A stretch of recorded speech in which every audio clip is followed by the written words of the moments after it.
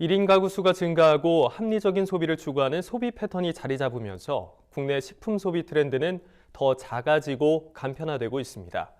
먹기 좋게 손질된 과일을 소포장한 컵과일도 그중에 하나인데요. 컵과일은 저장성과 선호도 문제로 외국산 과일이 주를 이루는데 국산 과일의 비율을 높여가고 있는 업체가 있습니다. 컵과일의 국산화를 꿈꾸는 김경민 대표를 강창호 기자가 직접 만나봤습니다. 생으로 즐기는 신선한 과일. 먹기 전에 씻고, 깎고, 잘라야 하는 과정을 거쳐야 하는데요. 이런 불편한 과정 없이 구입하는 즉시 간편하게 바로 즐길 수는 없을까라는 고민에서 시작한 것이 바로 컵과일이라고 합니다. 실질적으로 과일이 다른 식품 재료보다 많은 손이 갑니다. 시간의 부해도 많이 받고요.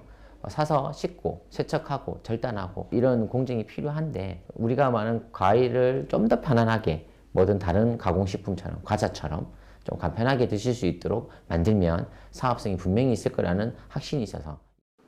하지만 간편화되는 식품 트렌드를 따르기엔 과일의 경우 변질되기 쉽고 신선도가 떨어지기 쉬운 게 단점. 김경민 대표는 바로 이 점에 초점을 맞췄습니다. 신선하고 안전하게 과일을 손질하고 공급하는 데 중점을 둔 건데요. 이를 위해 일일이 유관 검사에 당도 검사까지 과일 입고부터 철저히 관리합니다. 재료 검수가 끝나면 본격적인 신선도와 안전성을 높이기 위한 작업에 들어가는데요. 이때 가장 중요한 것이 침지 과정. 신선 유지제를 혼합한 물에 약 10분간 담그는 과정으로 자른 과일의 갈변을 방지해 신선도를 유지하고 미생물 번식을 억제함으로써 안전성을 높이는 필수 과정입니다. 김경민 대표는 신선 유지제도 직접 개발했습니다. 갈변 방지제는 기존에 시중에 나와 있는 제품들이 있습니다. 이 제품들이 워낙 고가입니다. 워낙 고가이다 보니까 사용 빈도수를 많게 할 수가 없어요. 근데 저희는 자체 개발을 하다 보니까 지금 시중에 나와 있는 신선 유지제보다 한 10분의 1 가격에 생산해서 저희는 1회 4회 정도 교환을 해서 신선하게 그리고 미생물적으로도 안전한 상품을 만들고 있습니다. 실제로 신선 유지제 처리를 한 과일의 경우 시간이 경과해도 색 변화 없이 신선도를 유지할 수 있습니다. 더 중요한 건 이 과정을 통해 저장성이 높다는 이유로 외국산 과일의 비중이 높을 수밖에 없던 컵 과일 상품에 국산 과일 비율을 높일 수 있었습니다. 현재 이곳의 국산 과일률은 60%.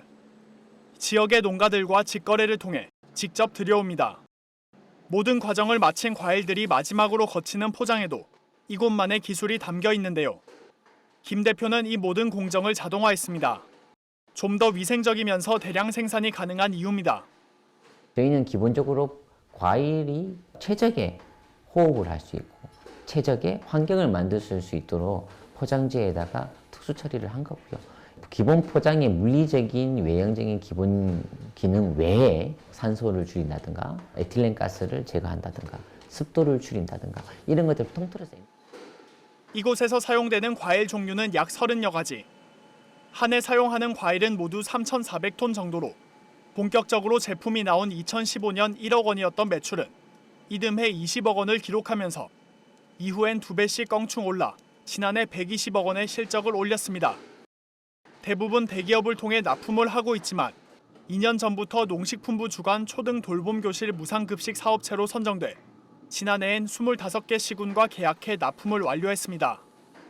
이런 노력이 인정받아 지난 2017년 경북도지사상을 비롯해 지난해엔 제1회 경상북도 스타트업 혁신대상 수상까지 김경민 대표의 목표는 이제부터가 시작이라고 합니다.